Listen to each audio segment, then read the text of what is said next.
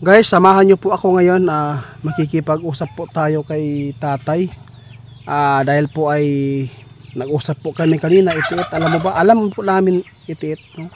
Ayaw lang namin na mayroon maaapakan. Pero panahon na sasabihin natin. No? Nakapagpasya na po ang ating mga kaibigang duwende na sabihin po niya ang katotohanan dito guys. Kung sino man po yung presidente na nagmamalasakit po sa ating mga mahihirap na magsasaka sa lahat po ng nangangailangan ng tulong po ng government. No? Ngayon, ipaparating ko sa inyo kung ano man ang sasabihin ng ating kaibigan. Pasensya na po kayo kung meron po tayong nasagasaan dahil po sa pagsuporta po ninyo. Ito po ang maririnig po ninyo na ipaabot ng ating kaibigan duwende. Kaibigan?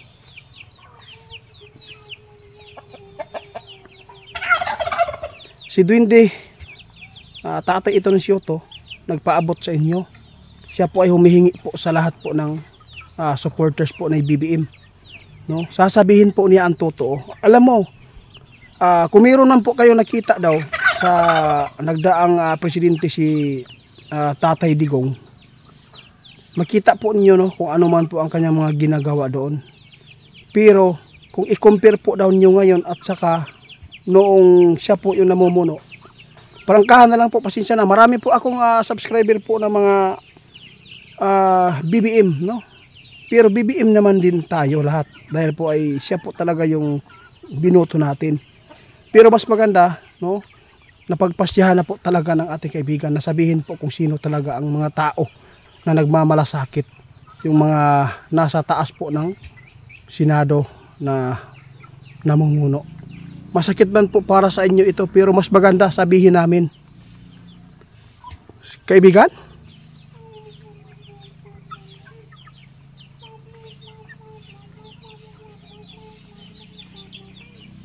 Ito po ang sinasabi ng ating kaibigan dito ngayon guys. Napakasakit ito sa lahat po ng mga Pilipino na mahihirap na umaasa po sa PhilHealth, no? Napakasakit po. Nalungkot po yung kaibigan natin. Dito ninyo makikita. No, sa lahat po ng nagsuporta po doon sa BBM. Doon ninyo makikita kung sino ang tunay nagmamalasakit po sa mahihirap. No?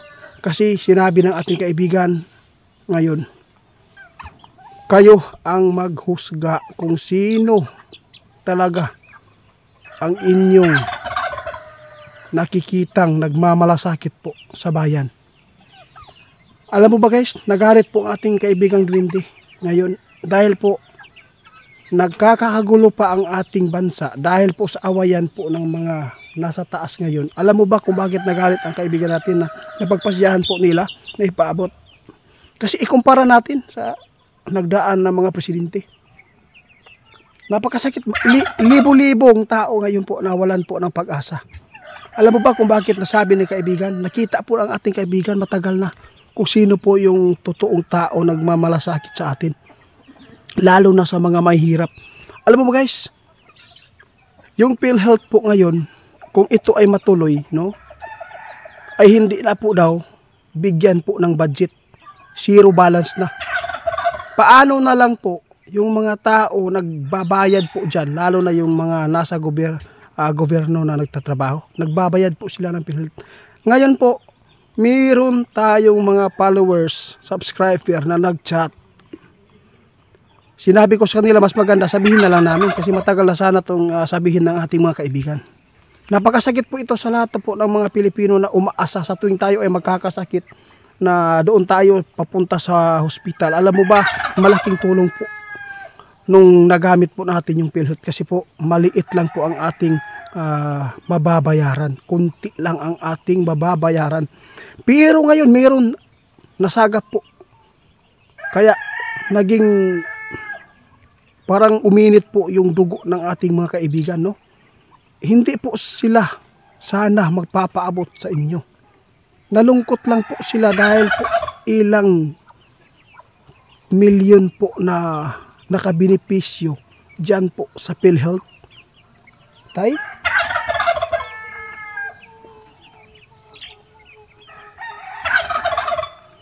Sa lahat po na nagsuporta po sa PBBM, sa totoo lang guys, na sumusuporta din po kami.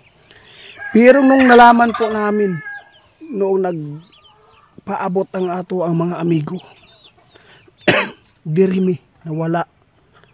Unti-unti ninyong makikita po yung walang gana na pagsuporta natin po kay BBM. Kasi po, ngayon alam mo ba kung ano ang kanilang pinapriority ngayon? Ito po ang sasabihin ni tatay. Tay,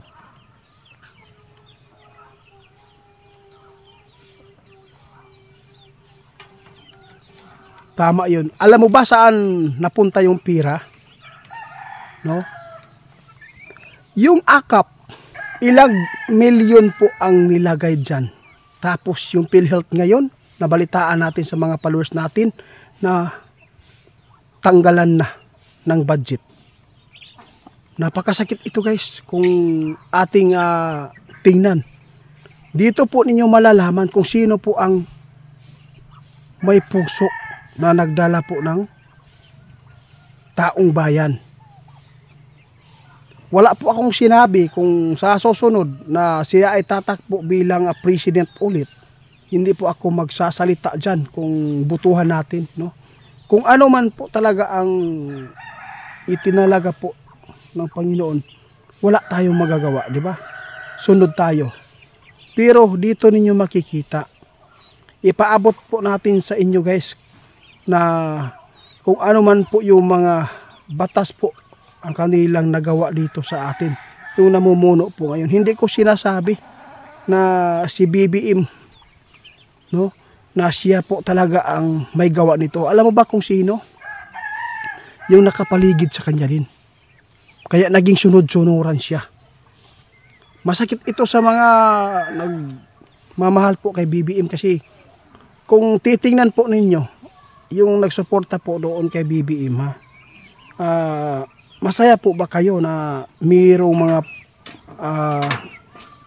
nagboboto sa kanya, nagsuporta sa kanya na nawalan po ng budget yung PhilHealth, lalo na pag nagkasakit tayo doon sa ospital? Kasi napakahirap pag nagkasakit, wala tayong lalo na po yung mga mahirap magsasaka.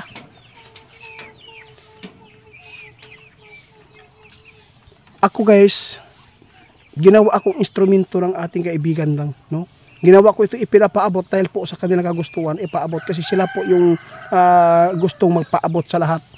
No, hindi ko naman sinasabi sa inyo na kasusuklaman po inyo yung presidente natin. Dili ko magkuan-ana, no?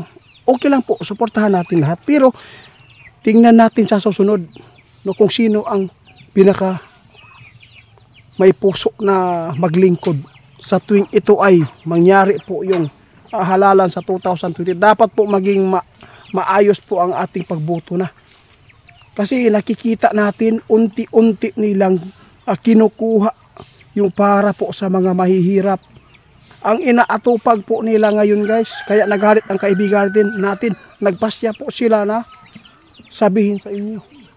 No? Kaya ngayon guys, pasensya na po kung meron po ako naapakan, no? Kasi lahat po sila na naglingkod doon sa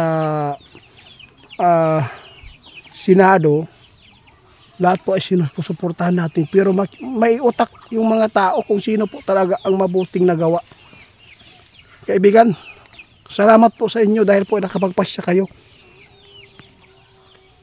Wag po, sabi po ating kaibigan kaysa, wag po kayong magagalit po daw kay Ghost Hunter Itiita, lalo na po yung mga nagsuporta kay BBM at saka mga subscriber ko. Wag po kayong magalit. Kayo na lang po kung mayroon mang katotohanan ito na ibinabalita sa atin ng mga subscriber ko na tinatanggalan po daw talaga yung budget ng PhilHealth. Napakasakit po ito, no? Parang hindi maganda po itong gawin kasi yung akap, yun po ang pina-priority ngayon. No, ilang tao lang po yung makapagtrabaho doon sa mga barangay, ilan lang, no? Ilang makukuha mo lang diyan. Siguro nasa 4,000 lang, 15 days. Kaya pasensya na kaibigan na.